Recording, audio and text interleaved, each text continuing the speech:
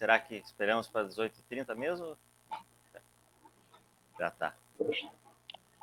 Alex Dias Ribeiro, um grande prazer para nós do GP Total, para nós amantes do automobilismo, para nós brasileiros que acompanhamos tantas coisas, que nós vamos falar muito disso, e você esteve presente em tantos momentos do esporte brasileiro, não apenas na Fórmula 1. Né? Vamos falar da tua jornada nas Copas do Mundo, nas Olimpíadas, mas um grande prazer para nós recebê-lo aqui, por aceitar esse nosso convite.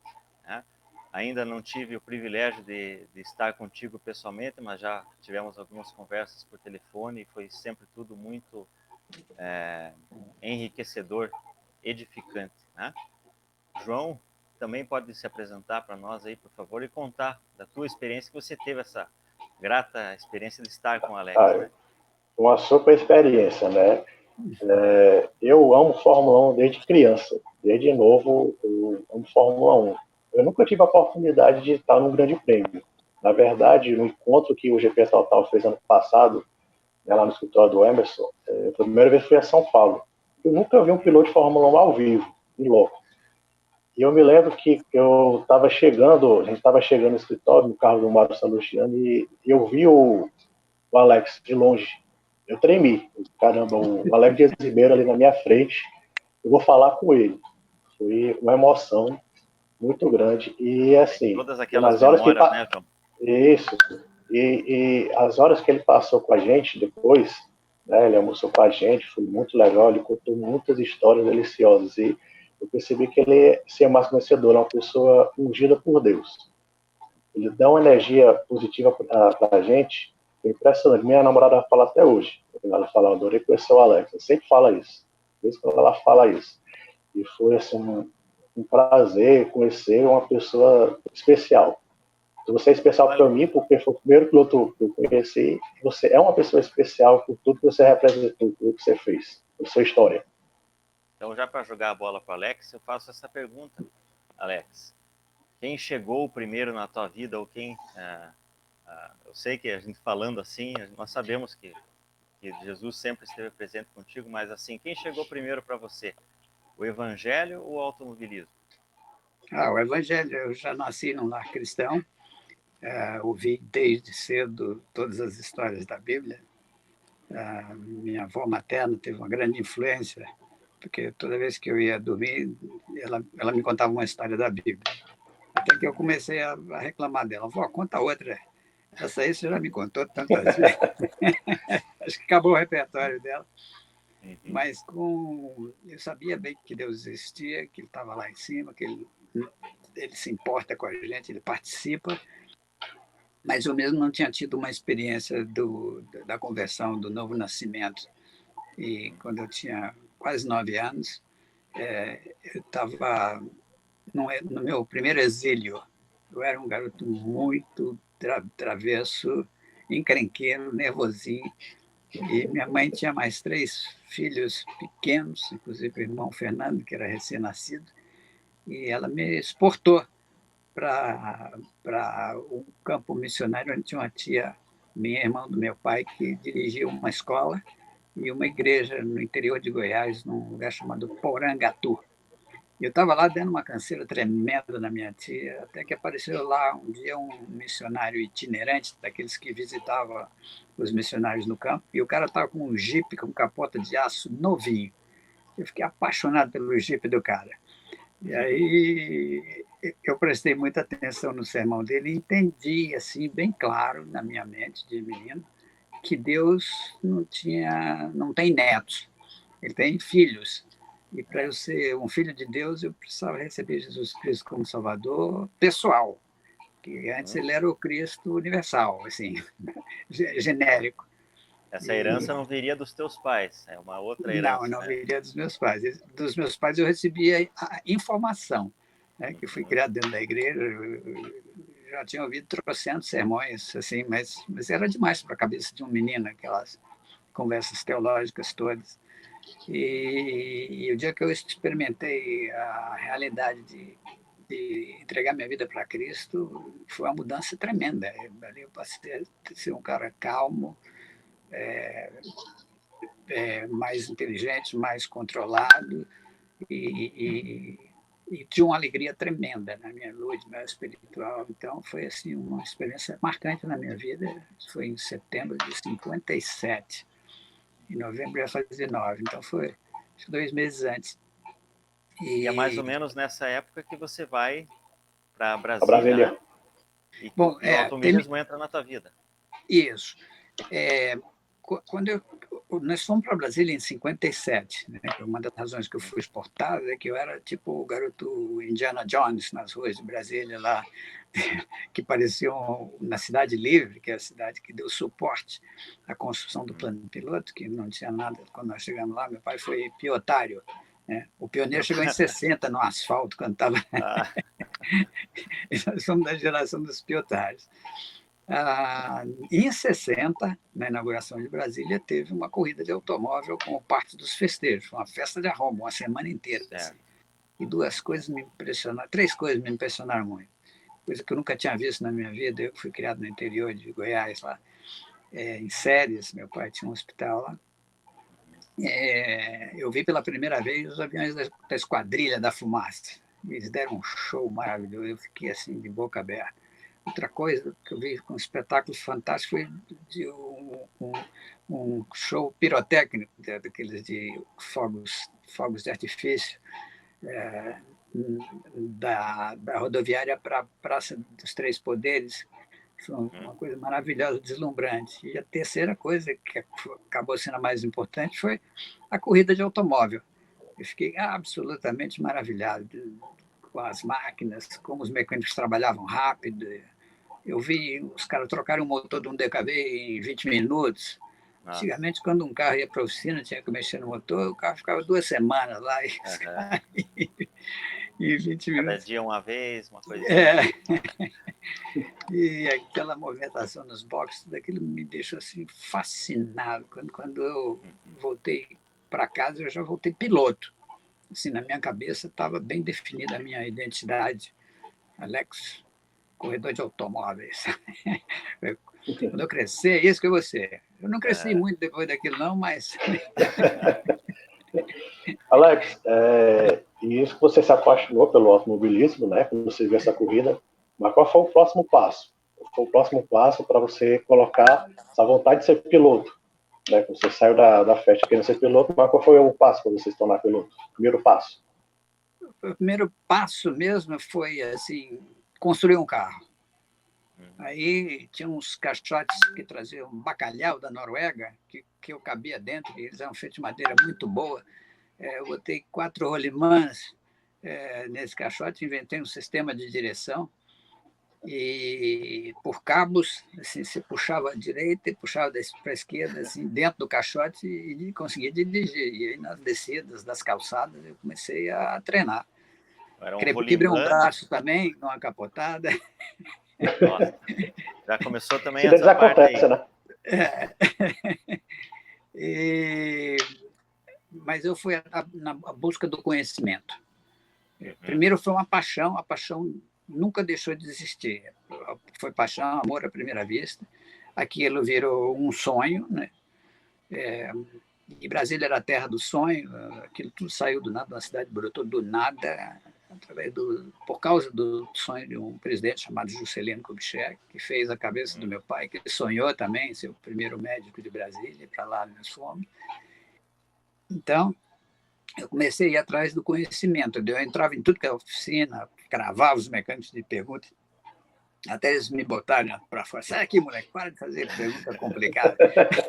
Coisas que provavelmente eles já nem não tinham conhecimento e você já queria avançar, né? Então, e depois eu passei a devorar. A mecânica popular foi a primeira literatura que eu consumia. Assim, eu li até os anúncios, de página a página. Era assim, quando eu chegava no fim do mês, lá em Anápolis, naquele tempo, eu estava estudando lá, morando na casa da minha avó, e eu devorava tudo. Depois chegou a 4 rodas, e depois, mais tarde, auto esporte. Então, quando eu fiz 18... Como era o esporte para você nessa época? Você conseguia... Vinha de fora? Como é que era? Vinha de São Paulo, né? Chegava na banca do aeroporto. Então, quando chegava o dia, eu já ia para o aeroporto para comprar logo o meu exemplar. E ali, depois eu conheci, eu graduei do carro de rolimã para o Autorama, que cabia na palma da mão o automóvel, mas era muito mais técnico. Então, nós começamos a envenenar, rebaixar, mexer e tal. E nas corridas eu já corria de Autorama, me imaginando em Monza, em Silverstone. E Isso sonhando. era a época em que Jim Clark estava destruindo? O grande cara é o Jim Clark, né? Foi a sua primeira referência, Alex? Como é que é? Foi sua primeira referência, o Jim Clark? De corredor? Referência? Sim, no automobilismo? Eu gostava de todos eles, do Jim Clark, o Jack Hicks, que pilotava a Ferrari, tinha o Graham Hill, que corria com as BRMs, e acho que esses três, assim, é o que eu me identificava mais com eles. Mas eu sabia tudo, porque tinha também na Autosport uma seção dos ases do volante do passado. Então, eu sabia quem era Tazio Nuvolari, e todos aqueles caras lá, o Hans Stuck Pai, o Pintacoda. Antes da Fórmula 1. Então, com 18 anos, eu estava cheio de informação. Sabia tudo. Tem uma expressão em inglês que eu gosto, chama What It Takes, que inclusive é o título de um dos meus livros em inglês, What It Takes to Overcome Through the Four Seasons of Life. Eu sabia o que era necessário, mas o conhecimento me disse que o sonho era impossível. Por quê? Porque é um esporte caro. Eu não tinha um tostão no bolso. Se eu tivesse um automóvel, eu não tinha dinheiro para pôr gasolina no tanque. Meu pai também não podia ser patrocinador, não tinha essa condição. E foi aí que eu comecei a ficar bastante frustrado. E um dia eu apelei para Deus. Falei, chefe, isso aqui só o senhor pode viabilizar a minha carreira. E se o senhor viabilizar, eu te prometo que eu vou ser um proclamador do evangelho para o resto da minha vida. Onde quer que o senhor me mandar, eu tô indo. Você lembrou daquele versículo que para os homens isso é impossível, mas para Deus nada é impossível. Exatamente. Eu já sabia muito assim de Bíblia e sabia que Deus era um personal God.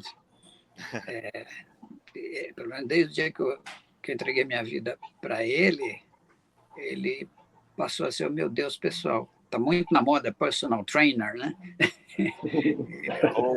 Deus pessoal. Head coach. Abri meu coração com ele, falei só mesmo com o senhor na causa. E ele orquestrou uma série de circunstâncias sensacionais. Assim, não tem como negar que ele estava nesse negócio. Eu vou falar 3 coisas aqui que aconteceram. Primeiro, nas 4. Do Autorama eu conheci o Zeca, o Eladio, o João Luiz, o Nelsinho Piquet, que apesar de ser mais novo que a gente, era um moleque chato, mas muito competitivo, encrenqueiro. E nós tínhamos aí já 16 anos e ele tinha 4 a menos, né? Que faz uma baita diferença. E a gente corria, a gente ia para todas as corridas de automóvel quando tinha em Brasília. Elas eram poucas, a mais tradicional era 1.000 quilômetros de Brasília. Então, era a única vez que meus pais deixavam eu passar uma noite fora de casa. E a gente ia para lá, acampava no meio do gramadão, ali assistindo as corridas e sonhando. Então, primeiro a gente já tinha uma turma de sonhadores que sonhavam com a mesma coisa. Nessa altura, né, eu já estava com 18 anos, eu era o mais velho da turma. Eu tinha 18 e era o único que tinha carteira. E aí nós lemos na Autosport uma matéria, precisa de uma lima para envenenar um DKV. A lima nós tínhamos. O DKV, a dona Lourdes, mãe do Zeca, tinha comprado um modelo popular da Vemaguete, que chamava Pracinha, e era um carro mais leve que a Vemaguete, que não tinha friso, não tinha nada de luxo. E nós demos uma cantada na dona Lourdes, se ela permitia a gente fazer umas modificações no motor do carro dela, para ele ficar mais econômico e tal. E ela deixou. Agora novinho.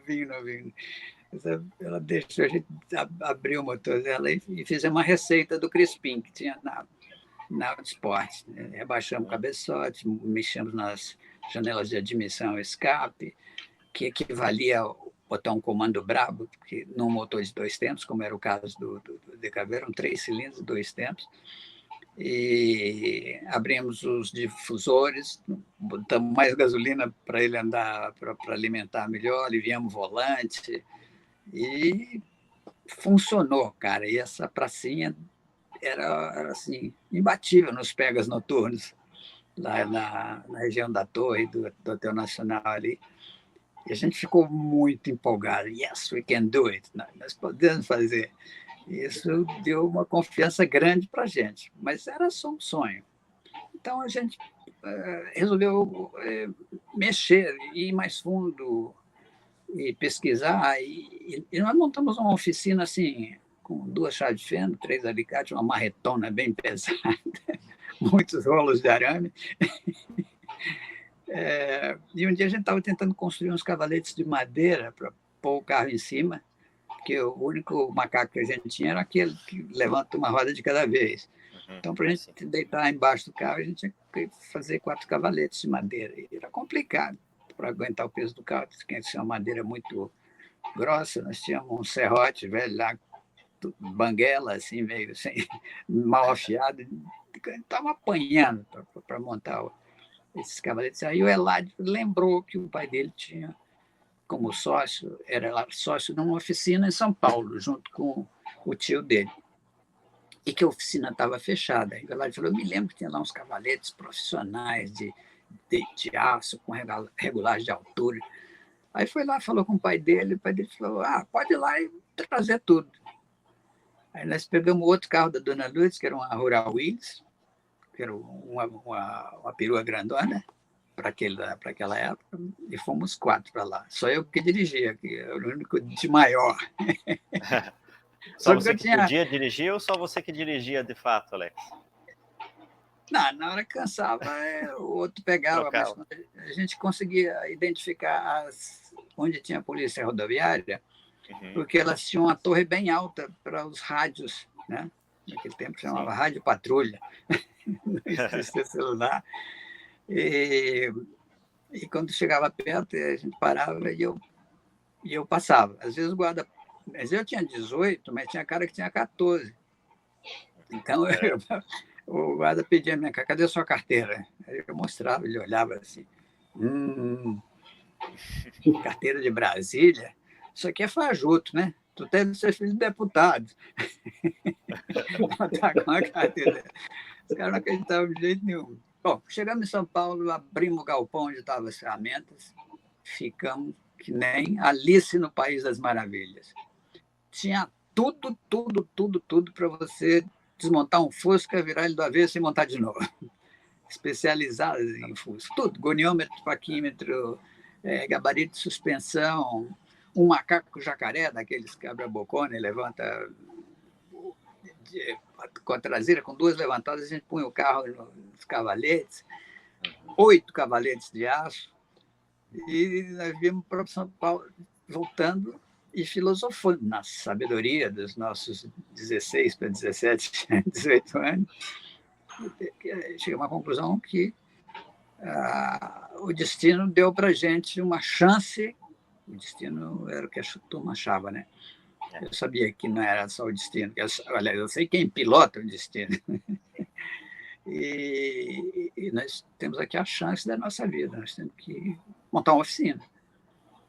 E chegamos em Brasília com aquele monte de ferramentas, com a Rural cheia até o teto de ferramentas. E conversamos com a Dona Lourdes, ela deixou a gente usar o quarto de empregada dela para a gente colocar as ferramentas lá, enquanto nós construímos um barracãozinho de madeira no quintal. E construímos lá, nós mesmos fizemos um barraco de madeira e botamos as ferramentas ali para dentro e começamos a atender nossa clientela na garagem da casa dela. Dona Lourdes era uma santa, né?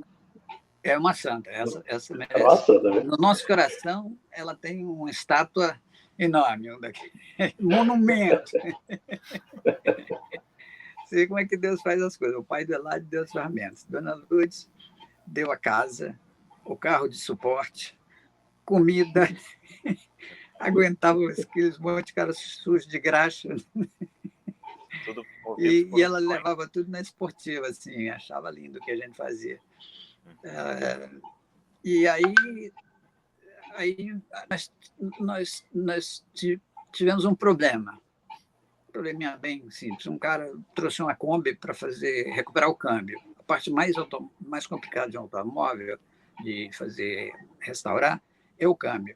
Precisa de ferramentas especiais, tem folgas que você tem que fazer conforme o fabricante. Nós tínhamos uma relação com a revenda Volkswagen, porque eu e o João Luiz estudávamos numa escola que tinha práticas educativas vocacionais, no Científico da Universidade de Brasília.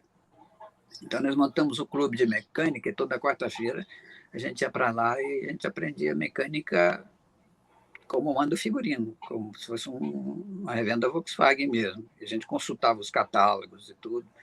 Eu sei que nós tomamos uma surra desse câmbio. A gente sabia fazer teoricamente, mas na prática nós não tínhamos feito um ainda. E a gente prometeu para entregar no dia seguinte não deu certo, nem no outro, nem no outro. Assim, nós ficamos quase uma semana com a Kombi do cara lá e o cara já estava a pau da vida, que ele precisava dessa Kombi para trazer as mercadorias para a feira. E aí ele falou, eu não vou sair daqui enquanto esse carro não estiver pronto.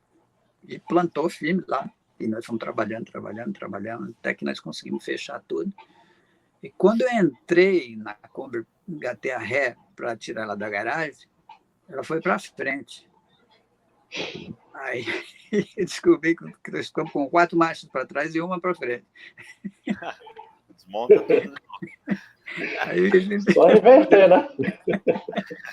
falei, olha, deu um pequeno problema. Não vai dar para entregar agora, mas amanhã cedo, antes das 8, você pode vir aqui para buscar, que a Kombi está prontinha para você ir para a feira. Aí nós viramos à noite, tiramos o câmbio, tiramos o motor, invertemos uma coroa. Nós fizemos direitinho como mandava o figurino. Só que na fotografia do manual da Volkswagen estava um câmbio do Fusca. O câmbio da Kombi é o mesmo do Fusca, só que ela tem umas caixas de redução em cada roda traseira para dar mais força, porque ela é um veículo de carga. Então, ela tem muito mais força e menos velocidade. Só que ela inverte o sentido nas pontas de eixo, ou seja, nas rodas motrizes. Então, nós demos essa mancada. Mas só que essa informação vazou. Vazou e queimou o nosso filme com a vizinhança. Então, nós tínhamos capacidade, nós tínhamos oficina, nós tínhamos até uma clientela dos amigos dos nossos pais, dos nossos professores da universidade, mas a gente queria mesmo correr. Mas nenhum dos 4 tinha carro. Nos Pegas, o João Luiz corria com o DKV da mãe dele, o Zeca com a pracinha da mãe dele, eu com o Fusca da minha mãe, o Eladio com o Fusca do pai dele. Nos Pegas não tudo, mas a gente queria um carro mesmo para a gente envenenar, preparar para a corrida. E aí meu pai teve um baita acidente, quase morreu. Na primeira semana ele ficou entre a vida e a morte. E aí um dia, quando ele estava conseguindo falar, eu cheguei lá no hospital e falei, pai, você não quer me dar o que sobrou do Fusca? Ele falou, ficou meio cabreiro, falei, o que você vai fazer com isso? Eu vou tentar arrumar ele aí para a gente ter um carrinho para ir para a escola e tal. Aí ele ficou meio cabreiro, mas depois ele descobriu que era perda total aquele carro. Para arrumar aquilo lá ia custar mais caro do que comprar um novo. Porque foi PT mesmo o carro. A carroceria acabou inteira, a frente do chassi entortou. Então nós aproveitamos o motor e o câmbio e reconstruímos o eixo dianteiro inteirinho, só com peça de ferro velho da Desbrava, essa revenda Volkswagen. Essa era uma grande vantagem também, a gente podia garimpar à vontade lá no ferro velho. E ali, entre muitos eixos dianteiros tortos de acidentes e tudo, a gente conseguiu montar um eixo inteirinho, como manda o gabarito, assim, com todas... Um trabalho de quebra-cabeça, assim. Porque, às vezes, quando batia muito feio, o pessoal trocava logo o eixo inteiro. Então, um estava mais torto do lado direito, mas do lado esquerdo estava bom, nós fomos emendando, bonitinho, pintamos ele de preto, novinho. E aí eu vendi a minha Gulivete, que era uma maquininha equivalente a uma Calói, como é que chama aquela Calói, uma bicicleta motorizada. BMX? Ah, tá. Ela tem um nome que não estou lembrando dela aqui. Bom, Vespa? Como é que é? Vespa? Vespa, Não, Vespinha? Aquela Vespinha? Não. A Vespa era um... Mobilete? Mobilete, né? Mobilete, né? Mobilete. E com isso eu comprei um cabeçote de chassi novo, a gente conseguiu um lanterneiro que ele falou, olha, eu vou soldar e alinhar para vocês, mas vocês têm que tirar o cabeçote velho aí na talhadeira. Nossa, eu falei, tá bom, mas eu não sabia que era tão complicado. Sei que eu fiquei quase um mês com talhadeira feita de mola de suspensão de Fusca, aquelas molas de torção, dão umas talhadeiras muito boas, e ponto de solda por ponto de solda, de chapa grossa e soldado na fábrica, com equipamento poderoso de solda elétrica. Aí eu tive que cortar aquilo tudo na talhadeira, levou quase um mês. Aí ele alinhou para a gente, eu não tinha dinheiro para pagar esse funileiro, mas ele ia casar, e a minha mãe trocou a mobília da cozinha, então eu dei para ele uma mesa e 4 cadeiras da mobília antiga, que era da minha mãe, para ele, fizemos um escambo, e ele alinhou bem direitinho o chassi, soldou para a gente, e nós parafusamos esse eixo dianteiro, um banco para o motorista, uma prancha para o acompanhante, apoiado na bateria, e um cinto para a gente não ser ejetado, sair para dar uma volta.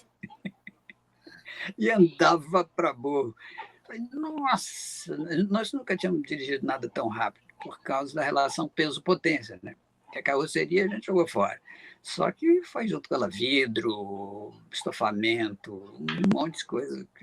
Não sei quantos quilos pesava, mas era muito leve. E, por causa da relação peso-potência, acelerava uma barbaridade. Aí nós pensamos, se a gente puser aqui em cima desse chassi só o essencial para passar na vistoria técnica, vamos matar os caras.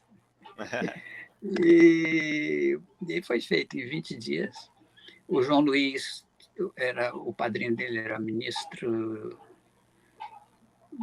da Justiça, se não me engano, alguma coisa muito alta no governo. E ele tinha um motorista que ele trouxe do Rio de Janeiro, da antiga capital, chamado Moisés, que tinha um aparelho de numa boca de porco lá na Asa Norte. E a gente conseguiu convencer o Moisés a ajudar a gente a fazer essa parte da carroceria, que a gente não sabia soldar. E aí nós partimos do nosso... Assim, não deu tempo de fazer um projeto, mas a gente queria um carro assim que tivesse a frente do Ford GT40 e a traseira do Chaparral. Os carros mais feras que corriam em Le Mans. As referências, né? Hein? As referências, né, que existiam. Pois é, na aparência, E foi naquela época desses carros que saíram nesse Le Mans, aí, esse filme novo aí que a Ford ganhou o Le Mans. Ford vs Ferrari. Ford vs Ferrari. E o Moisés, a última corrida que ele tinha visto foi na Gávea ainda, na época do Circulante, Pintacuda, e para ele carro de corrida tinha que ser que nem um charutão daquele. E quando quebrava o pau, nós queríamos uma coisa, o Moisés falava, ou faz do jeito que eu quero, ou não tem negócio. Aí a gente teve que comprometer o nosso estilo, deixar o estilo ir para o funcional.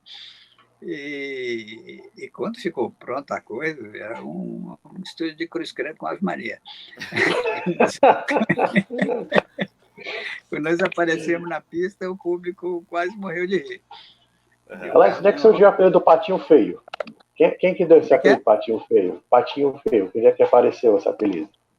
Não foi, não foi antes, não. Isso foi depois da corrida, na semana seguinte. Tá. Então só Patinho Feio que veio depois da corrida. Veio depois da corrida. Eu vou te explicar por quê daqui a pouco. E quem batizou? Quem batizou Patinho Feio? Bom, então eu vou pular a história. Bom, na sequência, o que aconteceu foi o seguinte: nós fomos para a corrida, quando aparecemos na pista com aquilo, que não era pista, era um circuito de rua, em volta da rodoviária. Quando nós aparecemos lá com aquela coisa, o público quase morreu de rir. O carro ganhou vários apelidos. Um deles era Objeto Não Identificado. E os goianos que estavam lá chamavam ele de Prototipo Formigão. Que tinha agora de um formigão daqueles de filme de ficção científica, com 4 olhos assim, esbugalhados, presos no esparadrapo dianteiro. Eles eram faróis de milha. Arrumamos 4 lá e parafusamos lá, porque a corrida ia terminar de noite. E ela começava tipo 2 da tarde, era 500 quilômetros de Brasília. A largada foi por sorteio, porque não tinha prova de classificação. E nós fomos sorteados em último lugar. Aí eu me lembrei do verso: os últimos serão os primeiros. É hoje.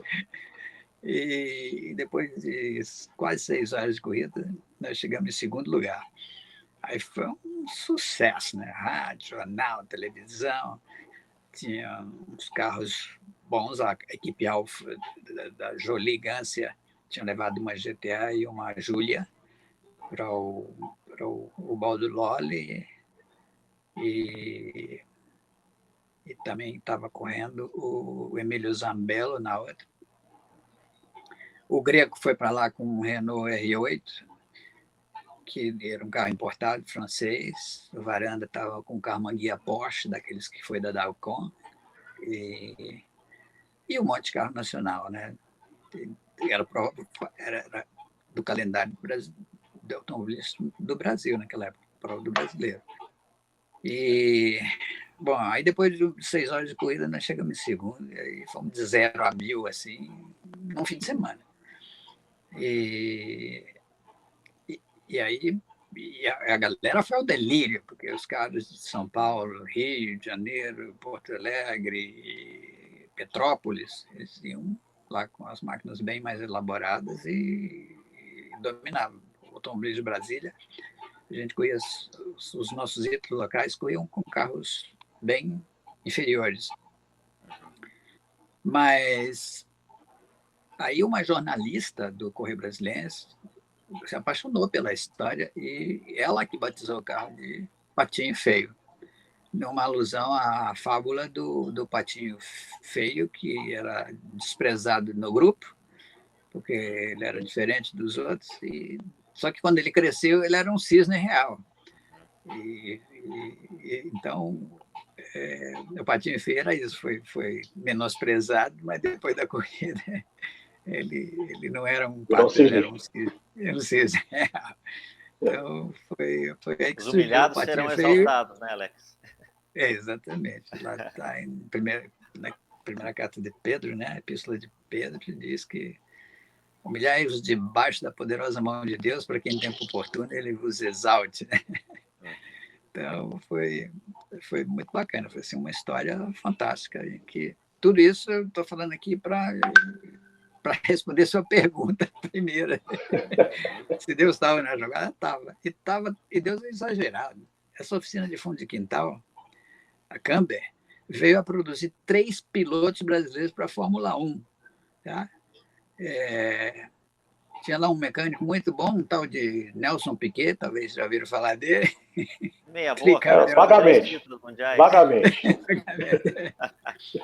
E Roberto Pupo Moreno, que era nosso cliente. Aí nós viramos revendedores autorizados Puma, Yamaha, a gente vendia as motocicletas lá. E esse moleque lá apareceu lá com 12 anos de idade, e o pai dele comprou para ele uma Yamaha Mini Enduro de presente de aniversário. Esse moleque fazia miséria em cima dessa Mini Enduro. Ele andava em uma roda, freava, andava só na da frente, andava só na de trás.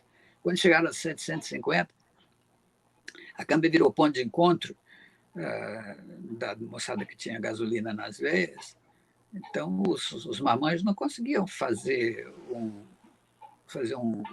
uma volta, um U no meio da rua, montando aquelas máquinas grandes. O Moreno se dava. Ele não alcançava o pé no chão, faltava 2 palmos de cada lado. E a gente segurava a motocona e ele tinha um controle de embreagem de acelerador, vum, vum, vum, vum, e ele fazia um 8 na rua da W2 Sul. E era assim, para mim, é o cara mais talentoso que eu já vi, de habilidade natural. Ele é um gênio da cinética, de qualquer coisa que se move é com ele. Podemos dizer que a Camber é a maior produtora de pilotos por metro quadrado do universo. Com toda certeza. Fórmula 1. Fórmula 1 agradece bastante. Com certeza.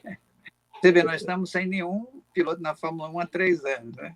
Daquele ninho saíram 3. Quer dizer, isso não existe. Como diria o Roberto Nasser, que foi que falou essa maior produção de Fórmula 1 por metro quadrado.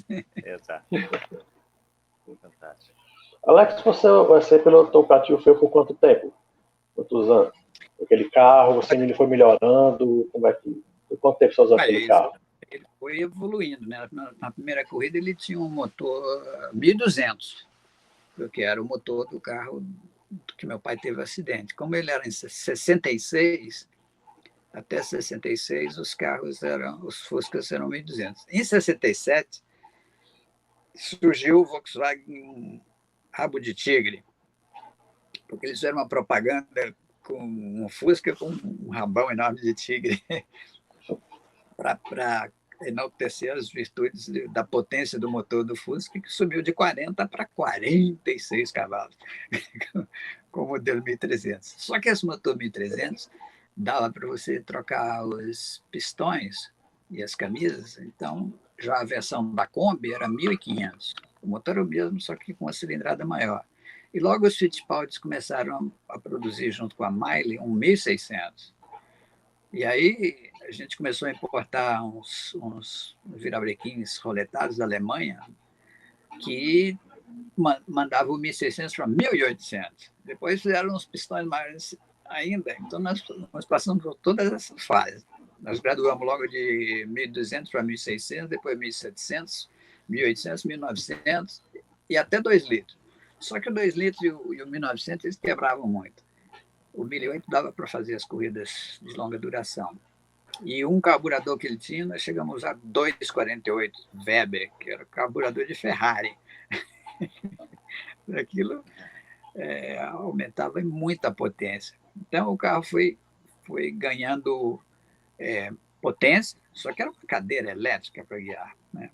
Aí nós tivemos que aumentar os pneus, fomos para o Aro 13, mas com o pneu 185 em vez do 155. Mas quando ele ficou com muita potência, ele não parava no chão, ele queria passarinhar, ele queria voar. A gente inventou uma asa, que nem a do Chaparral, com comando com alavanca, e eu usei toda a minha experiência de aeromodelista para produzir uma asa igual a de um aeromodelo, só que com nervuras de alumínio e uma alma de tubo de aço dentro. O perfil dessa asa foi o Ricardo Dívila, que me arrumou um desenho com perfil de asa que era exatamente igual a asa de avião, só que ao contrário. O avião usa asa para sair do chão e esse ali gerava downforce. E na reta tinha uma alavanca que a gente põe ela retinha para não dar rastro aerodinâmica. Mas na freada, a gente acionava a asa para ela dar o downforce, depois tirava. Só que era uma confusão, porque tinha 2 alavancas. Era um tal de mudar a marcha na alavanca da asa, acionar a asa na alavanca de câmbio. Era uma loucura que é aquilo. Então, ele foi evoluindo. Hoje ele está bonitão. Ele mora na minha garagem aqui. Ah, legal. Eu sou colecionador de automóvel, só que a minha coleção só tem um carro.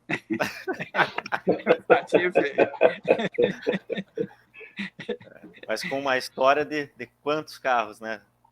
Nossa, que história, né? Isso aí já deu o filme, Os Fantásticos Patinhos Feio, né? A gente fez 3 festas para comemorar os 30 anos da Camber, a outra foi para comemorar os 40, e na última foi a dos 50, que foi isso tudo aconteceu, a estreia foi em 67, né? Certo. A primeira festa foi em 97. 97. 97, 07 e 17. Isso. 17 era o número dele. Então, foi isso aí.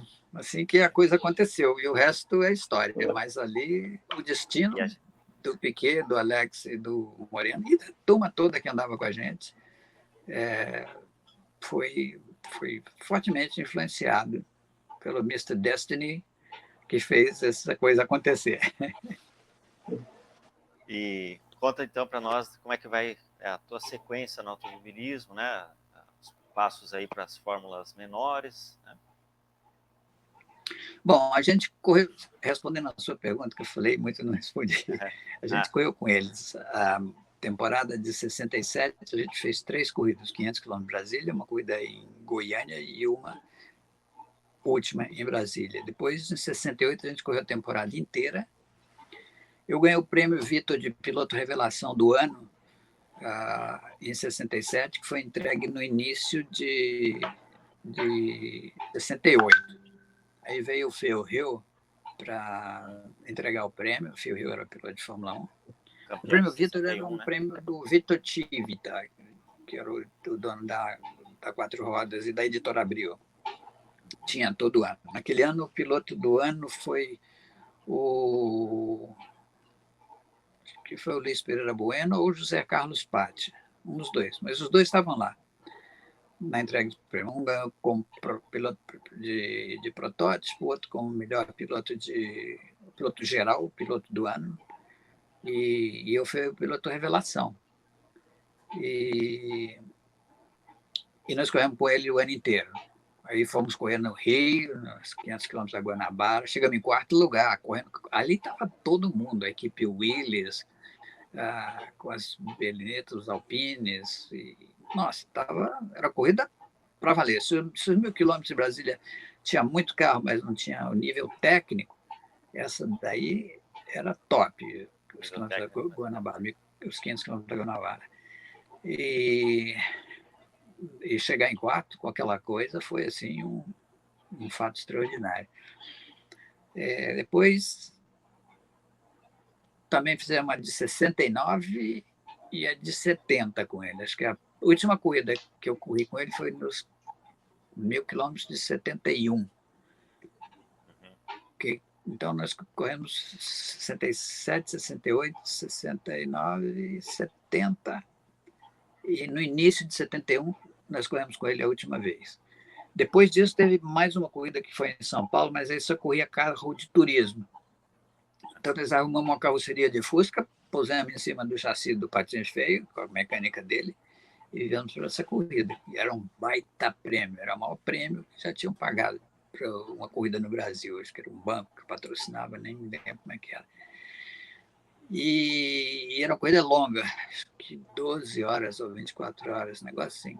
Eu sei que, faltando 2 horas para o fim da corrida, a gente estava em 6º lugar na geral e primeiro na nossa categoria.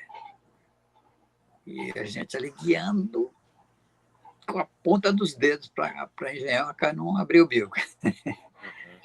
E quando faltava, acho que 1 hora, o motor desbielou. E as corridas ficaram muito caras. Chegou um ponto que a gente estava tendo muito problema para conseguir. Porque a Camber sustentava isso. Só que nem começou a andar com pneu importado, trazer uns carrões de fora, ver um Ford GT, ver uma Lola de T70, e foi ficando caro. A gente não podia acompanhar. E nós começamos a ir para as corridas, assim, sem dinheiro para voltar para casa. A gente contava com o prêmio. Então, nós fomos correr no Ceará, nessas bases, na inauguração. Olha aí. E tudo assim, contando com o milagre do prêmio. Quando quebrou esse carro nessas corridas em São Paulo, foi o fim. Dali para frente não tinha mais como continuar. Então, aquilo aí, nós sentamos no boxe chorando, que era o fim da Camber. Aí voltamos para Brasília, paramos de correr e nos dedicamos ao negócio, ao business. Né? Que essa altura a gente era revenda Puma, era revenda Yamaha, envenenava carro de rua para vários fregueses, quer dizer, a Camber era ponto de encontro. E ali o negócio funcionava. O que drenava toda a nossa saúde financeira era a corrida de automóvel. Então aí o sonho tinha acabado. Tinha acabado. Mas para não morrer, nós éramos representantes dos karts da Mini também. Então, tinha a equipe Camber, mas era assim, cada um por si. Não podia usar o dinheiro da oficina. Então, a equipe Camber era eu, o 17, o 15 era o João Luiz, que era o meu outro sócio, e o 18 era esse mecânico aí, esse tal de Nelsinho. E a gente corria, era bonito, os karts todos laranjões, assim, a cor da câmera era laranja, embora o patinho feio fosse vermelho. E a gente vendia os karts e também corríamos juntos. E aí eu corri uma temporada de kart, eu fui campeão brasiliense de kart. E aí apareceu lá o Escovão. Escovão é um cara que tinha uma grana, mas não entendia nada de mecânica, ele só queria correr e chegar só no dia da corrida. Aí fizemos um trato com ele.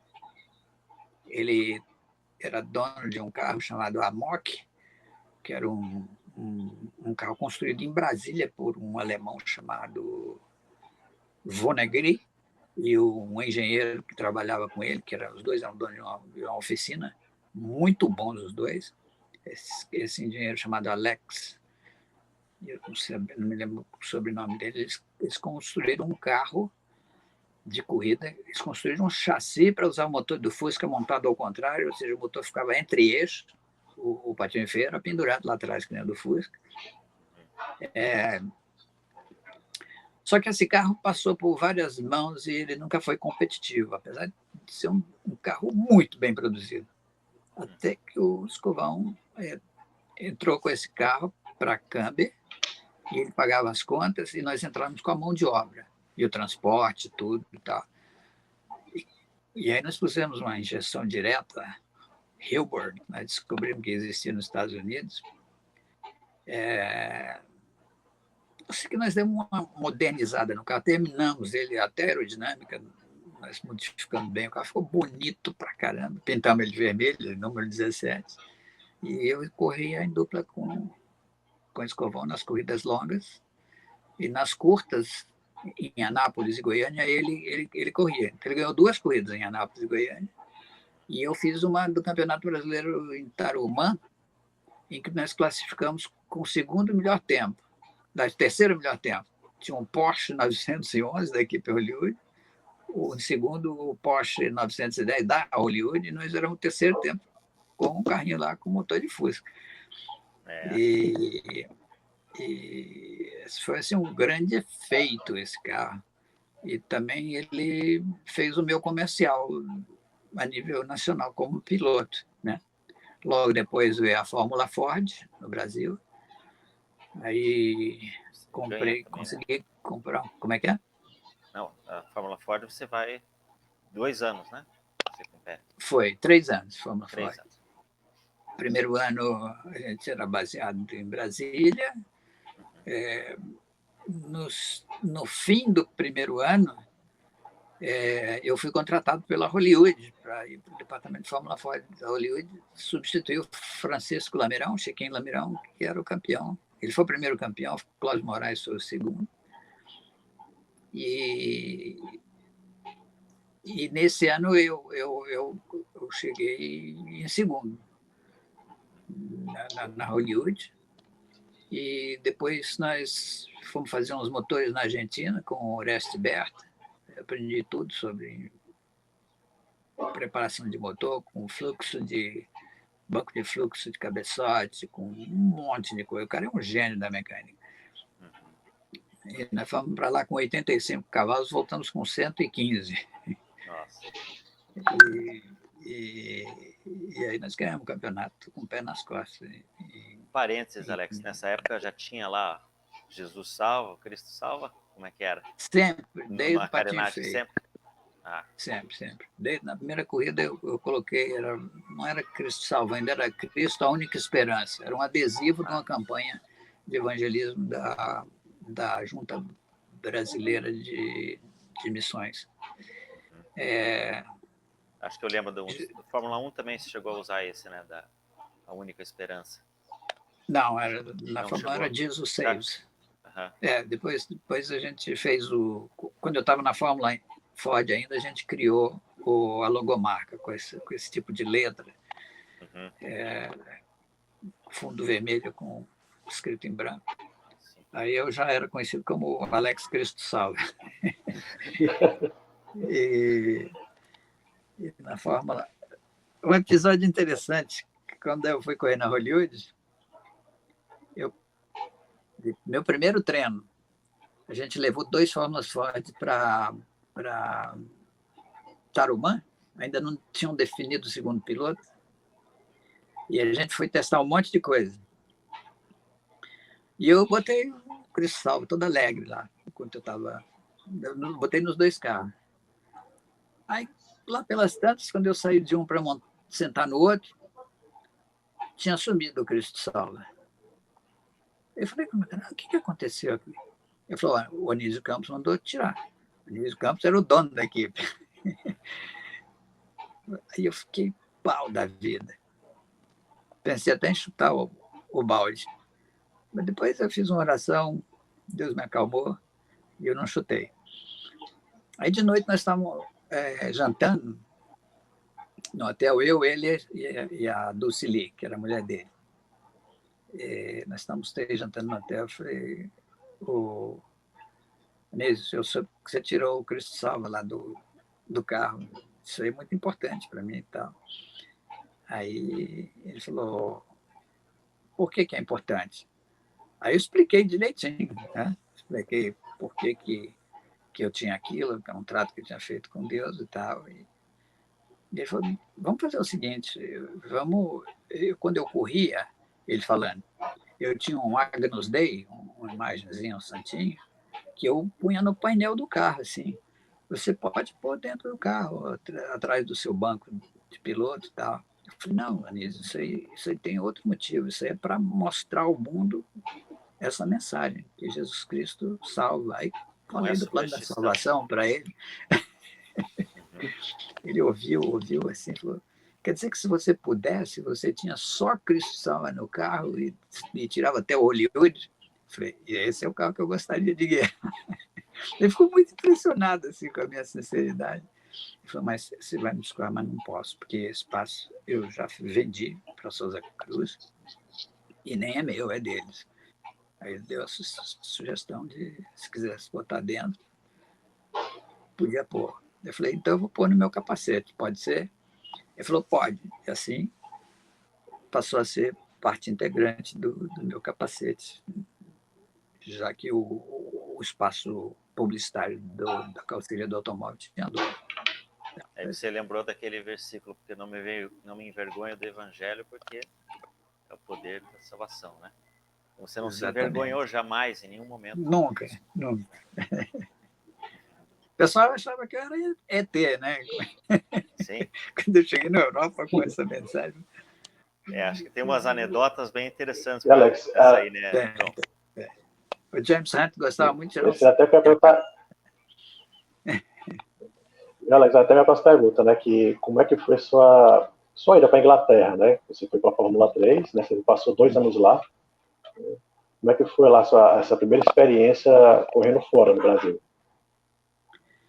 Bom, quando eu comecei a correr, eu nunca pensei que eu iria muito longe. Meu sonho era só pilotar uma berlineta nas corridas de Brasília.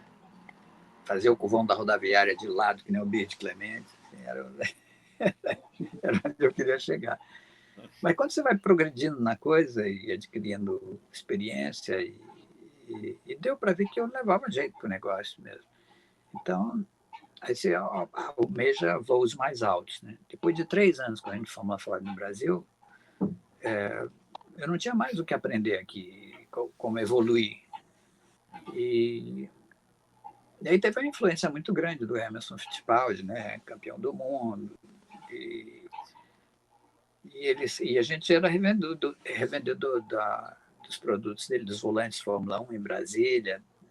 Então, a gente sempre teve uma amizade muito forte, além dos elos comerciais.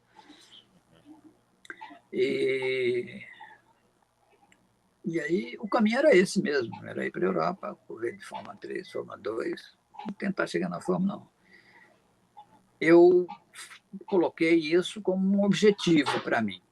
Depois da minha segunda temporada na Fórmula 1, eu falei, eu preciso ser campeão brasileiro aqui, e eu quero ser o número 1 do ranking dos pilotos no Brasil, porque eu vou ter argumentos para vender o patrocínio. Então, eu estudei bem como é que funcionava o ranking da Autosport, era por pontos, e mesmo que eu ganhasse todas as corridas de Fórmula Ford, eu não seria o número 1 no ranking. Outros pilotos corriam em outras categorias e só tinha 8 corridas por ano. Daí o Josil Garcia, que era um cara que a gente extraordinário que eu conhecia, ele era um representante da maioria dessas fábricas de acessórios de São Paulo, e a Camber era um cliente dele. Ele era o gerente de venda de vários equipamentos. Ele gostava muito de mim. Então, ele montou um Fusca de corrida, naquela época áurea dos pinicos voadores, com motor preparado pelo Giba, em São Paulo. E os adversários eram Ingo Hoffmann, Guaraná, Júlio Caio. Era uma turma que acelerava muito. Então, ele fez um pinico para mim e eu consegui marcar pontos nessas corridas, que somados das 8 corridas que eu ganhei, 5 ou 6. Então, eu fui campeão na Fórmula Ford e somando todos os meus pontos, que eu marquei tanto com os pinicos como com o Fórmula Ford, eu fui o número 1 do ranking da Autosport. E com isso eu consegui convencer a Souza Cruz, que já era o meu patrocinador na Fórmula Ford, a me patrocinar na Europa. E foi muito legal, porque naquele ano proibiram as corridas no Brasil, por causa da crise do petróleo, e passaram-se pelo menos 6 meses sem corrida, só no fim do ano, assim, acho que de agosto em diante, que abriram para as outras corridas. 75? Então, a máquina... Como é que é? 75? 74. 4. Então, o esquema da Hollywood, de publicidade, assessoria de imprensa, a única coisa que gerava notícia era a minha participação na Fórmula inglesa, Fórmula 3 inglesa. Então, eu fui vice-campeão inglês. Na segunda metade do campeonato, o grande cara a ser batido era o Brian Henton, que era um veterano de Fórmula 3, correndo na equipe Max, que era a melhor equipe. Que a fábrica dos carros da March eram os carros. Eu corria de GRD, que é um carro que era inferior em performance. E eu não tinha tanta experiência. Mas na segunda metade eu comecei a dar umas cravadas no Brian Henton e fui vice-campeão.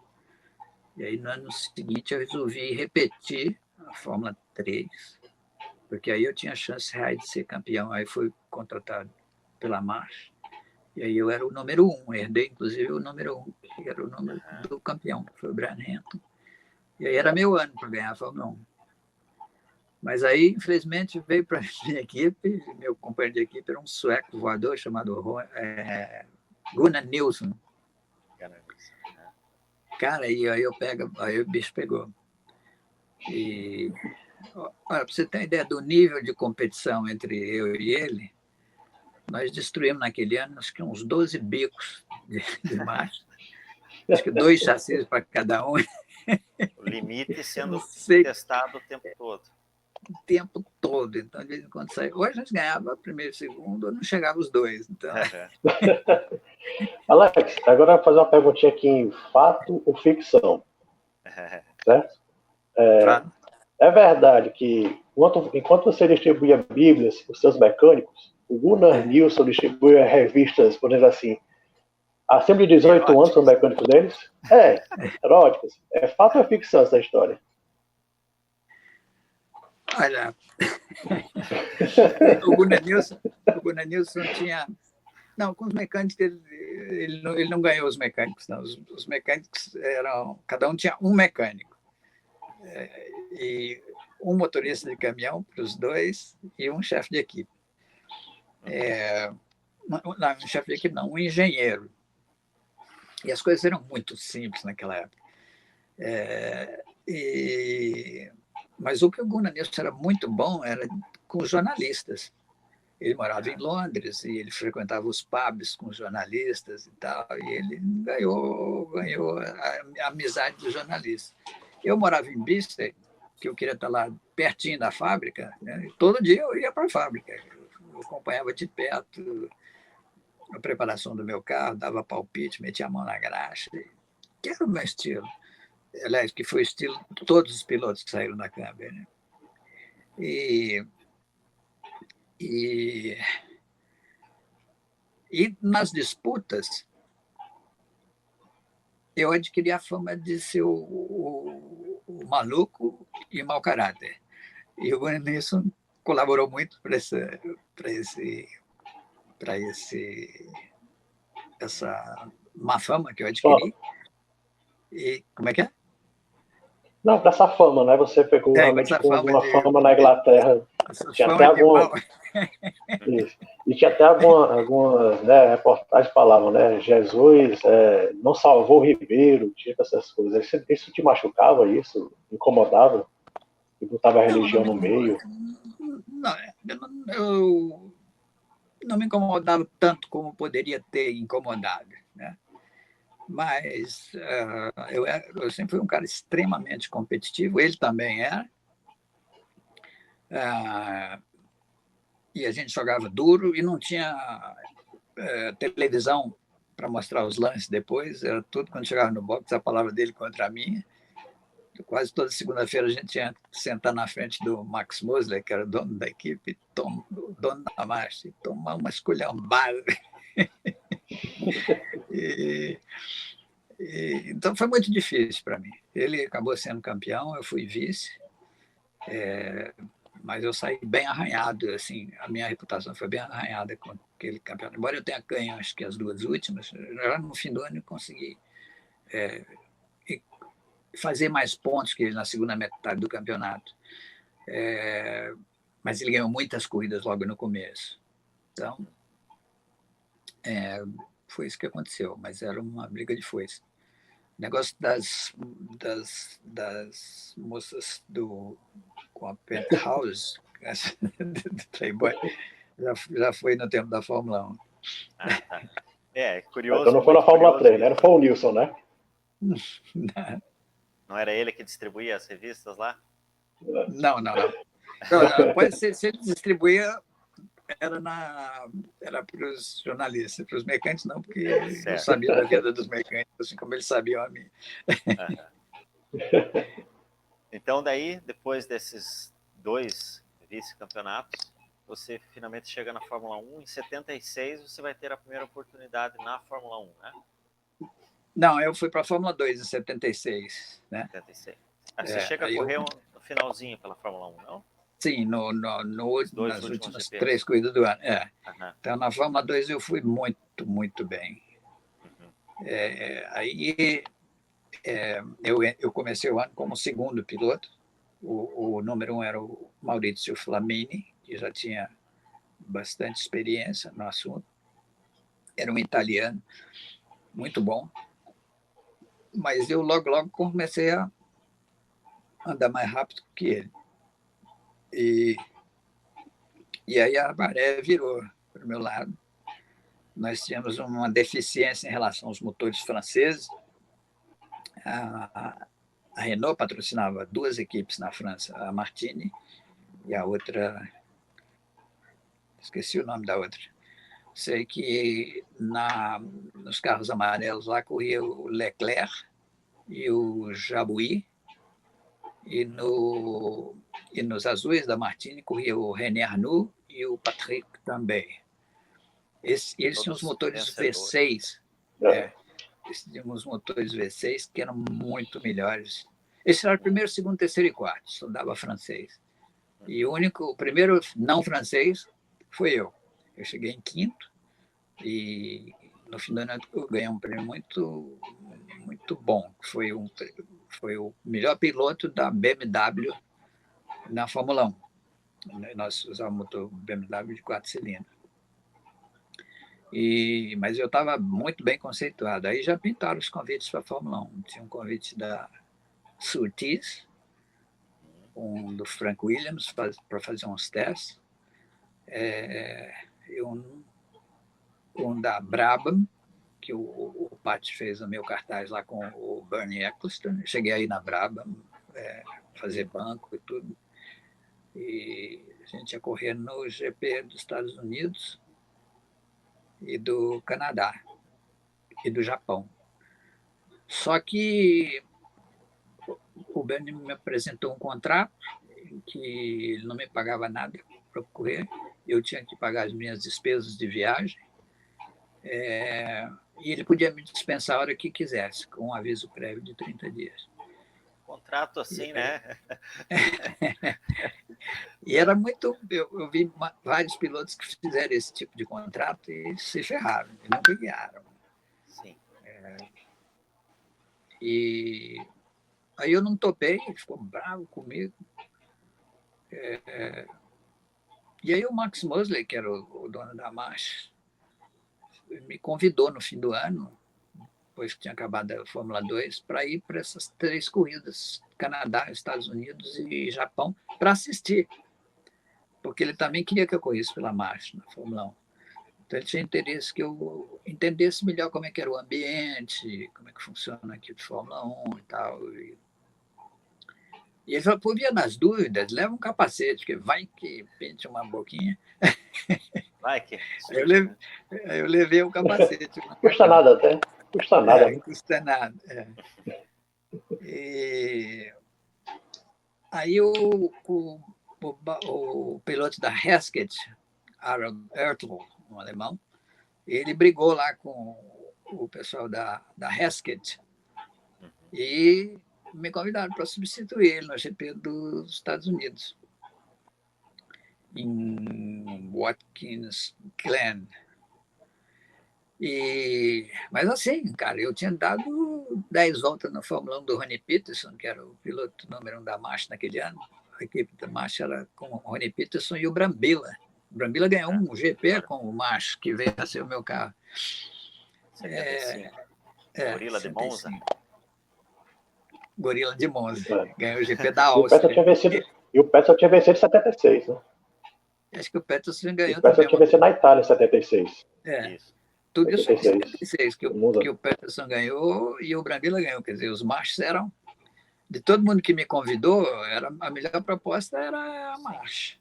Porque eu já estava lá, que o pessoal me respeitava, eu tinha um raporte muito bom com o Robin Hurd, que era o projetista dos marchas. A gente trabalhou em corridas de Fórmula 3 juntos e eles acreditavam. Porque naquela época, um piloto que manjava de mecânica valia muito, porque não tinha computação. Então, todo o raciocínio dos engenheiros era em cima da informação que o piloto conseguia trazer para a pista. Então, eu estava bem na marcha, estava bonito na fotografia. Então, acabei assinando com a marcha. E foi a primeira vez que eu não fui atrás de um patrocinador. O patrocinador veio atrás de mim. A Souza Cruz pagou a minha passagem para eu ir da Inglaterra para o Rio de Janeiro para negociar um contrato de patrocínio. Então, eu estava com a bola cheia. Foi assim que eu entrei na Fórmula 1. Eu corri com o resto, a última corrida do ano. E larguei, acho que em 20º, naquela época tinham 30 carros correndo, quase 30. Foi a final, né, que o James Hunt, aliás, no Japão. Aí o James Hunt já estava na McLaren, né? Foi nessa fase, né, daquele campeonato famoso, do filme, Rush. E eu corria com o carro que foi do James Hunt na temporada anterior, o Heskett, só que ele estava defasado, né? Então, mas eu fui na manha e cheguei em 12º lugar. Foi um resultado bem bom, assim. Claro que quebraram vários caras na minha frente e tal, mas eu estava completamente assim, sentei num carro que eu nunca tinha dirigido, que tinha quase o dobro da potência da Fórmula 2, numa pista que eu não conhecia. Foi até bom o resultado. E aí, em 77, você consegue o contrato já para a Fórmula 1, para correr a temporada inteira na marcha. Aí eu caí do cavalo. A marcha não construiu... Alex, mas porque eu... Fala. Isso, eu ia perguntar sobre isso. A Martin vinha de 2 bons anos, né, na Fórmula 1, com vitórias, inclusive. Em 77 errou totalmente o carro, né? O que tinha aquele carro de pelotão da frente que ficou sempre no pelotão de trás? 77. Aconteceu um erro de projeto e também um erro de estatística que pode ter sido mal intencionado. Eles não construíram o carro para 77. Eles apostaram as fichas deles, tecnicamente, o Robin Herd, como os carros tinham um pneu traseiro muito largo, pareciam dois barris, como você pode ver na foto aí que tem no site de vocês anunciando a live. O carro tinha, o pneu tinha de largura quase o tamanho da altura. Aquilo dava um arrasto aerodinâmico tremendo. E o Robin Hood começou a trabalhar no sentido de estreitar, fazer os carros cada vez mais estreitos para ganhar em linha reta. Eu me lembro que um dia nós fomos testar em Newton Park várias bitolas diferentes. Aí andava, botava uns treinos de suspensão mais curtos, saía, testava, eles foram afinando, até que teve uma hora que eu entrei numa curva lá, o bicho ficou em 2 rodas, assim. Tipo, andando quase tipo em faca, né? Aí consegui aterrissar ele de novo e eu falei, para de afinar isso aqui, que já virou bicicleta. Aí eles voltaram para uma largura que era aceitável, pelo menos eu não conhecia isso do carro tombar, e acharam que... E partiram para construir um carro de 6 rodas. Ele tinha a roda traseira do mesmo tamanho da dianteira, que é bem menor, e tinha 4 rodas atrás, com 2 diferenciais, e o raciocínio era que o ganho de velocidade, assim, por ter menos arrasto aerodinâmico, se livrando da rodona traseira, que era enorme, seria tão grande que nós vamos matar os caras com esse carro de 4 rodas aqui. Bom, eles ficaram o inverno inteiro construindo esse carro de 4 rodas. Quando nós fomos testar, o carro nunca saiu do box. Entre o box e a saída do box, ele moía os diferenciais todos. E foi um negócio que essa engenhoca da tração nas 4 não deu certo. Foi um tiro n'água. E aí já estava na hora de começar o campeonato. Esse carro só andou mesmo para fazer um filme promocional para o patrocinador do Jan Schechter, que era o irmão mais velho do Jody Schechter. Ele fez um filme de propaganda com o carro nas cores da Hotmans, que era outro cigarro, e um avião de acrobacia da equipe Hotmans de acrobacia. Então, os dois saíam voando assim, o avião em cima, o carro embaixo, no outro lance, o avião de cabeça para baixo, o carro de cabeça para cima. Assim. Mas só com tração em 2 das 4 rodas, só assim conseguia andar, mas não era viável, não dava para correr daquele jeito. Então, nesse meio termo, a Goodyear fez todos os testes de pneu com 3 equipes, a Ferrari, a McLaren e a Lotus, que eram carros muito largos. Inclusive, a Lotus já estava ensaiando com um carro asa.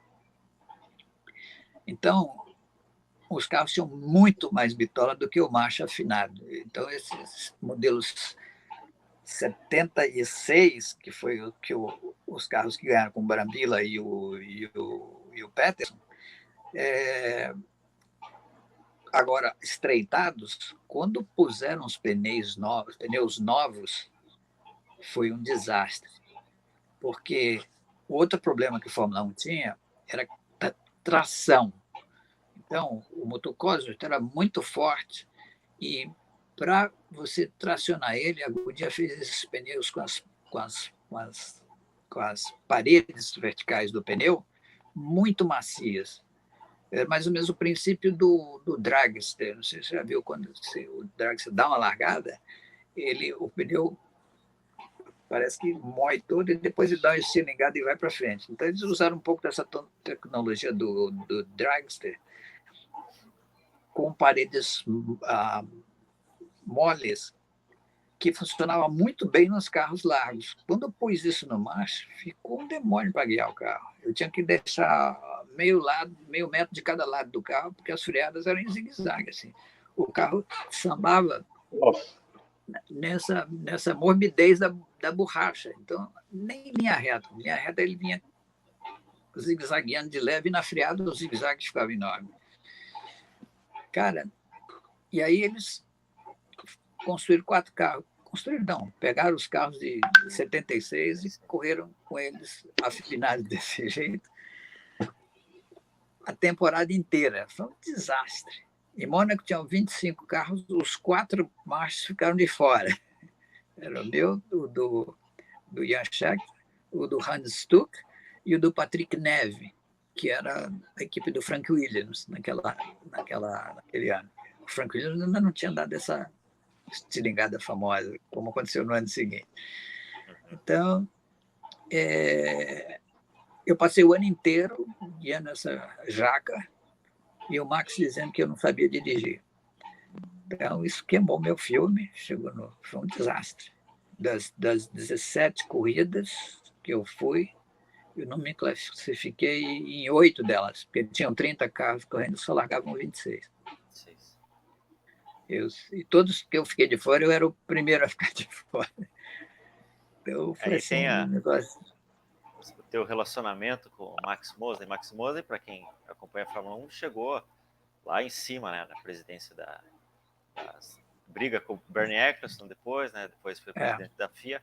Mas aí você dá o apelido para ele do Mac Mouse. Conta um pouquinho do teu relacionamento com ele, como é que foi, e inclusive como é que isso mexeu com o evangelho dentro de você.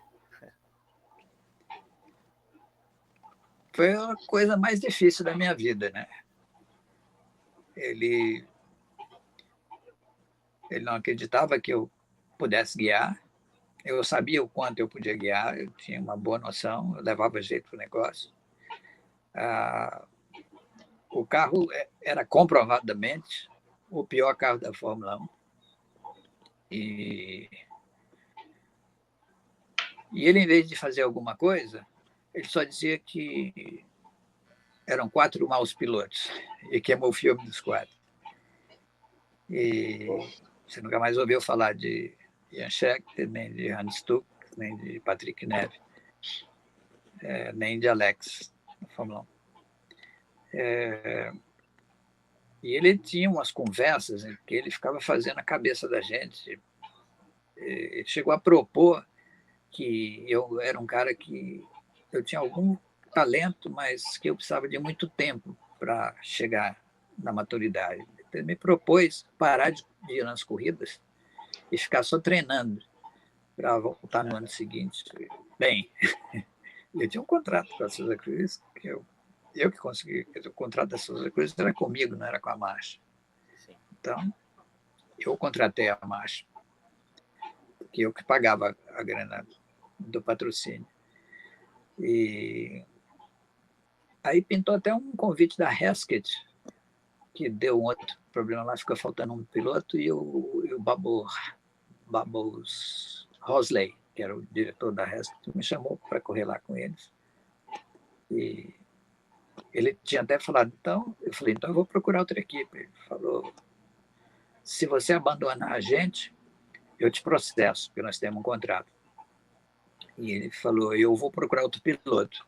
Então, nós tínhamos um acordo de boca, e assim que eu conseguisse o patrocínio e ele arrumasse outro piloto, nós íamos fazer a troca, eu ia para a Hesketh. Na hora que eu consegui o convite oficial para correr de Hesketh em Silverstone, na Inglaterra, eu fui dar a boa notícia para ele, ele falou, tá bom, eu assino o distrato, mas você tem que me pagar $100 mil, um negocinho. Falei, pô, você agora, além de me sacanear, não me deixa embora, porque quer faturar até em cima disso. É assim que é o jogo. Então, era assim, eu tinha muita raiva, mas muita raiva. E eu até pensei um dia em atropelar ele sem querer nos boxes. É o pecado que vive em mim, né, Alex? Gasolina de cristão também pega fogo, né? Foi a maior provação da minha vida, assim. Um ser humano que incorporou tudo o que podia haver de pior contra a minha pessoa e contra o evangelho também. Estava ali na pessoa dele. E a minha Bíblia dizia o seguinte, se vocês amarem aqueles que fazem bem a vocês, vocês não fazem mais que a sua obrigação. Amai, pois, os vossos inimigos. Cara, essa lição foi a coisa mais difícil que aconteceu na minha vida. E eu tive que acabar perdoando ele. Perdoei diante de Deus, perdoei no meu coração, mas quando eu encontrei ele no GP da Argentina, que nós cruzamos assim, na saída do banheiro, eu estava entrando, ele estava saindo, ou vice-versa, que eu olhei para ele, eu tive ânsia de vômito, eu quase vomitei na hora, assim, era um negócio muito difícil. E durante muitos anos eu tive que trabalhar isso.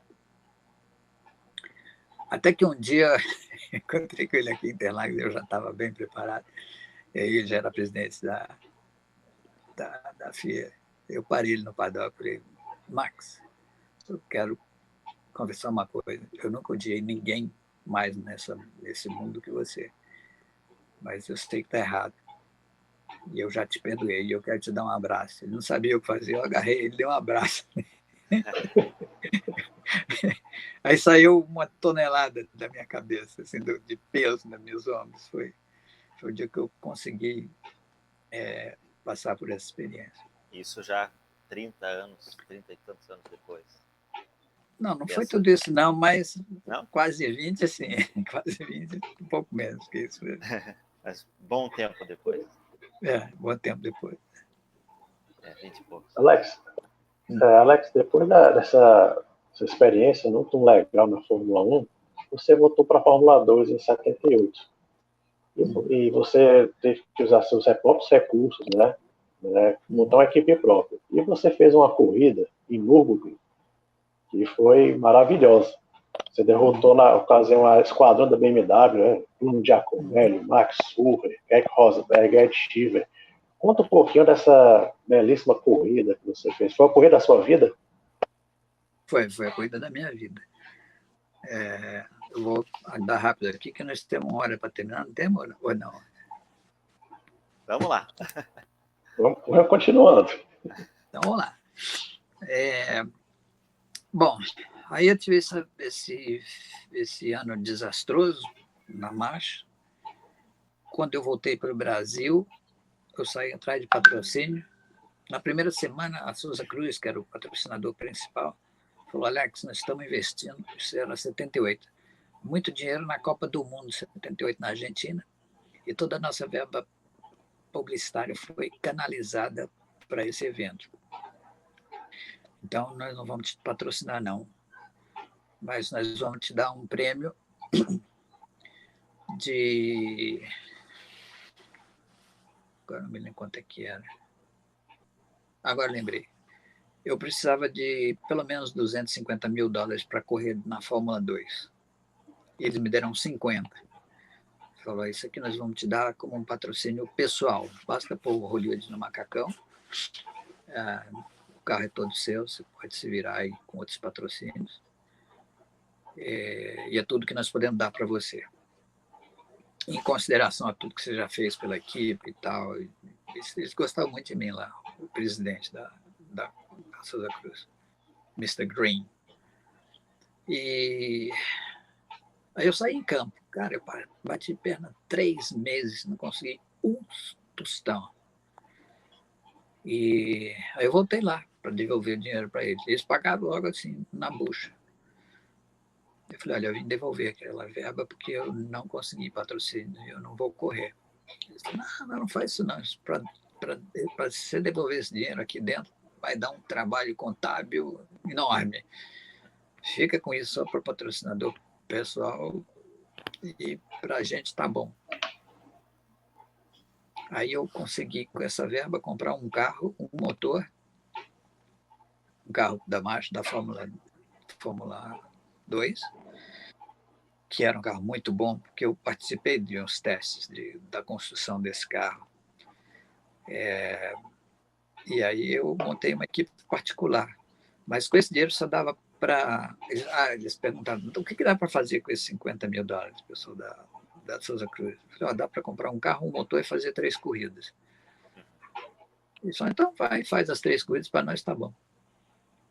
Aí eu montei esse esqueminha e fomos para 3 corridas. Na primeira eu vinha bem, mas furou um pneu. Na segunda, em Hockenheim, eu cheguei bem, acho que eu cheguei em 5º ou 6º, mas atrás dos carros da fábrica, dos March BMW, tinha 2 da March mesmo. E como os franceses tinham saído da Fórmula 2 para ir para a Fórmula 1, ia ficar muito sem graça. Então a BMW montou o Challenge Team para ter graça no campeonato, com 3 carros para equipe, e patrocinou a equipe do Ron Dennis. Naquela época o Ron Dennis já estava subindo na vida, então tinha uma equipe de Fórmula 2 particular, mas com apoio da BMW.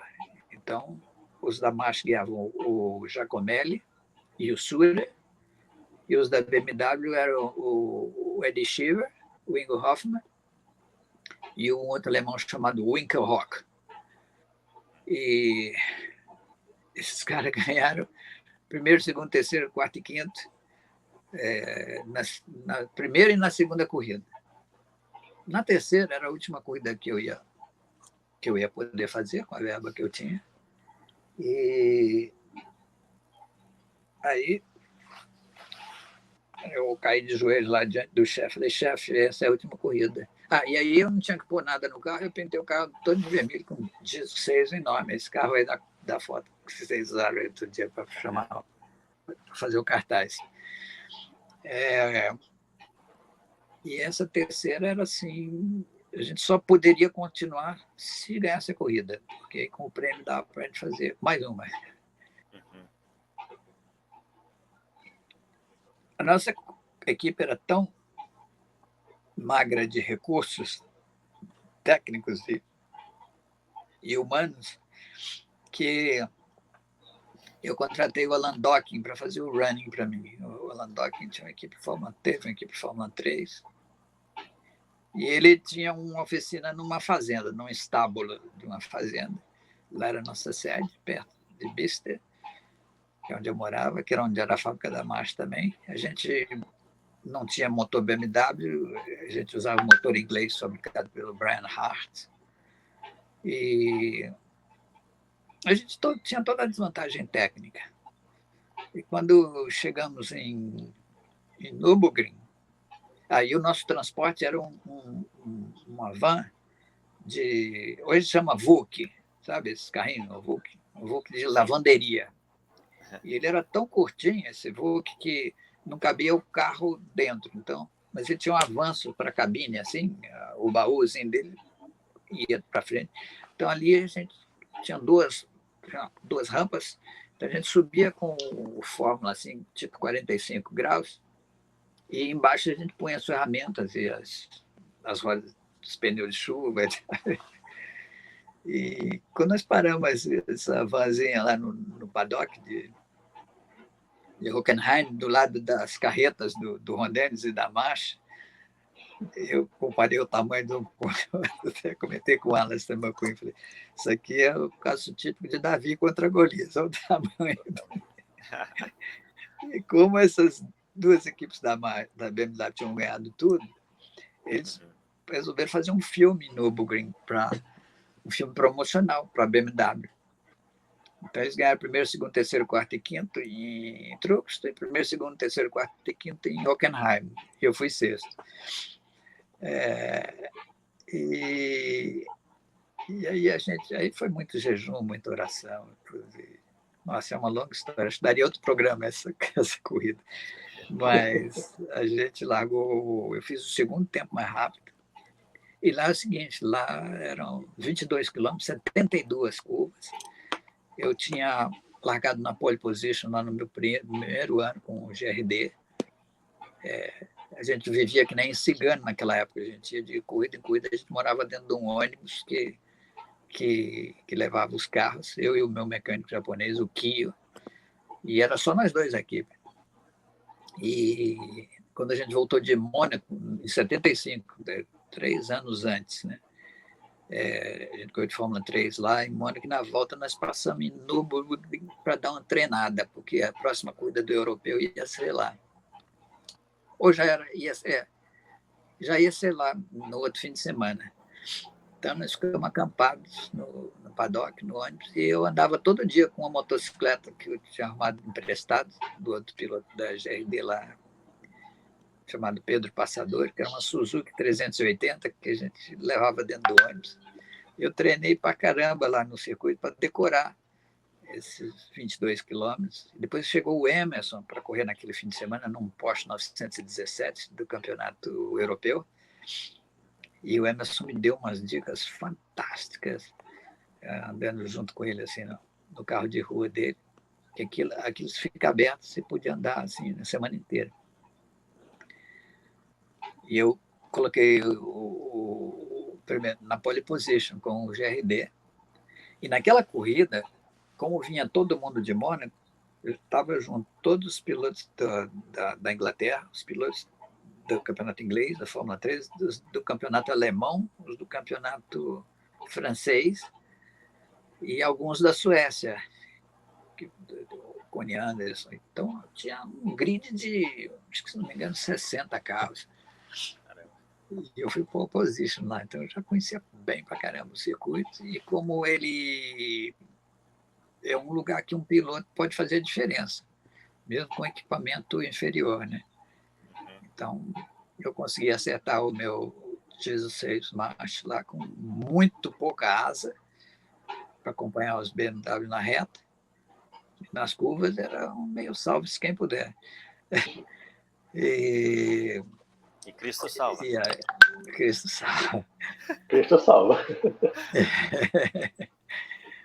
Então, teve um episódio que a gente quase não correu. Quando acabou o treino de classificação, o dedo duro do contagiro disse que eu tinha passado de giro. E eu não me lembrava dessa passada de giro. Ele deu a volta. Aí eu falei com o Brian Hart. Brian, eu estou com esse problema aqui. Ele falou, o certo é trocar de motor. Porque se ele tomou essa passada de giro mesmo,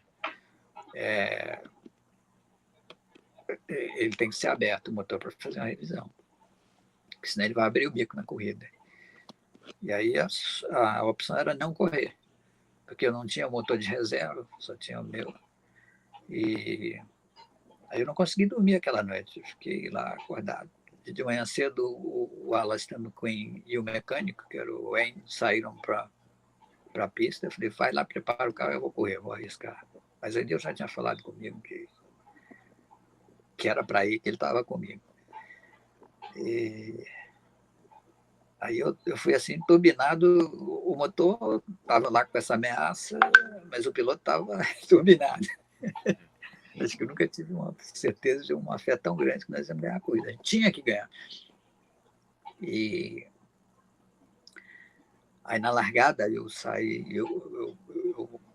quando todo mundo mudou primeira, segunda e terceira até a próxima curva, eu fiquei em segunda, eu mudei uma marcha minha. Nessa mudada para frente eu ganhei a distância de um carro na frente do Rosberg e do Eddie Cheever. Não, dois, não, o Rosberg estava para trás.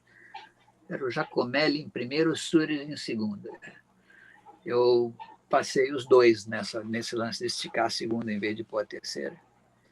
E entrei na frente, na primeira curva. Falei, agora, meu chapa, daqui para me passar só se for por cima. Aí eu vim cercando o galo, dos dois cercando. A corrida era 8 voltas só, mas 8 voltas de 22 quilômetros cada um. E eu joguei pesado mesmo, assim. Eu me lembro que num lance lá, falei, Deus, será que eu estou sendo leal? Aí veio uma resposta assim, foi uma oração foguete. Não ceda uma polegada. Eu falei,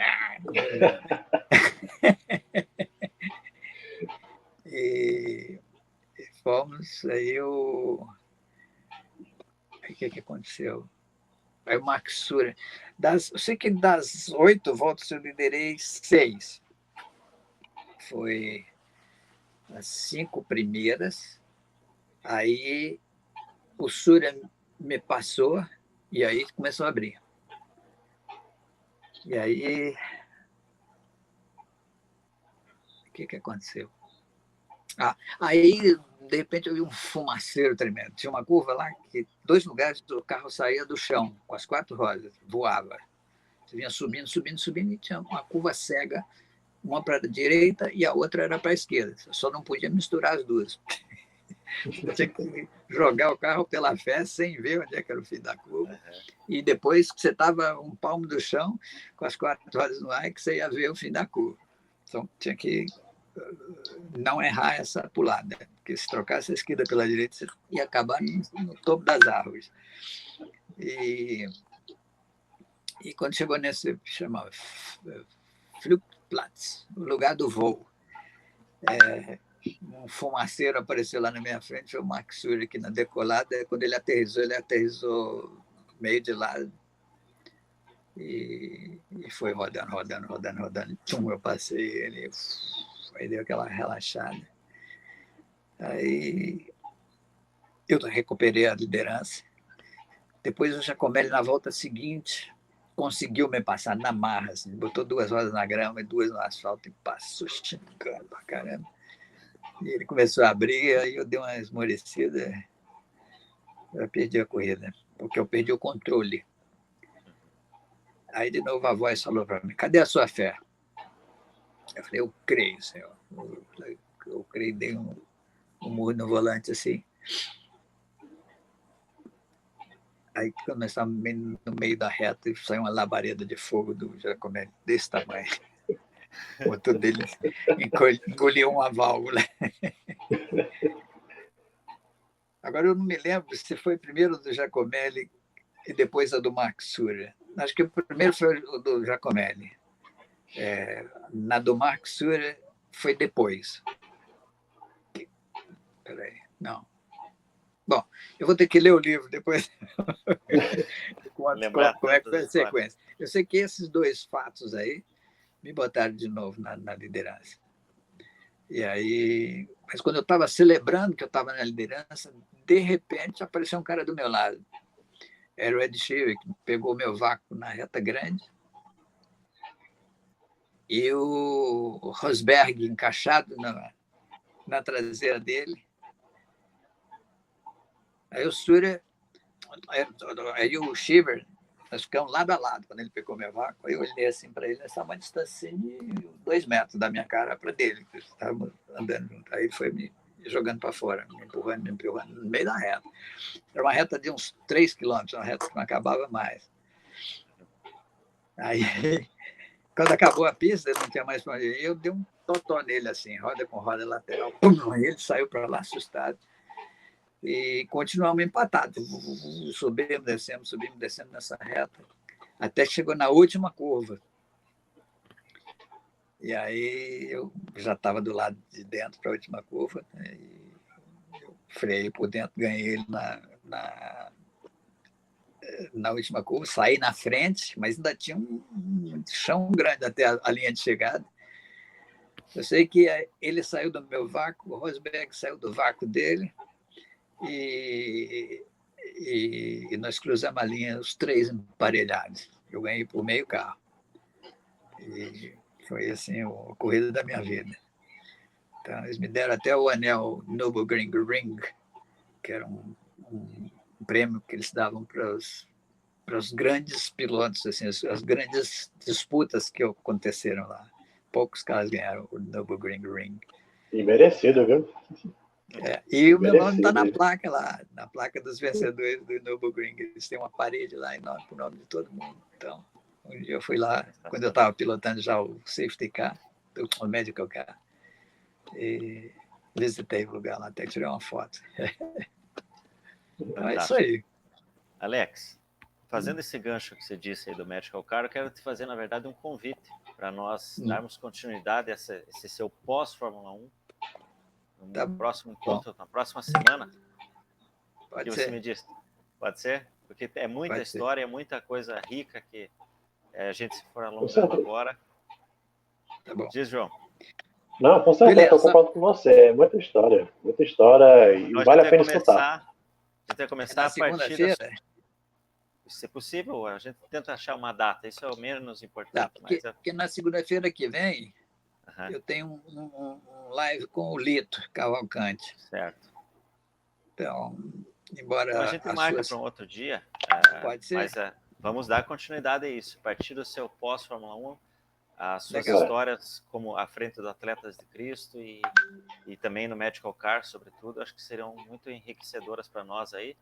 E vamos nos dedicar a isso nessa próxima encontro. Beleza. Maravilha. Acho que dá um tema legal. Com certeza. A gente como é que foi dar a volta por cima de ser ejetado do circo? Exato, porque é o mote do teu livro, né? O que você escreve é muito bonito sobre como o Medical Car acabou sendo um final, entre aspas, digno para a tua carreira, né? É uma oportunidade que Deus te deu e a gente vai falar sobre isso. Focar nisso. Beleza. Combinado. Então a gente só ajeita a data, a gente vai informar o pessoal que está assistindo, mas vai ter mais ainda, pessoal. Legal. Foi um prazer estar com vocês aqui. Prazer é nosso. Muita história para contar. Prazer é nosso. Prazer é nosso, Alex. Alô, então. Obrigado, meu querido. Um abração e um abraço a todo mundo que assistiu a gente aí.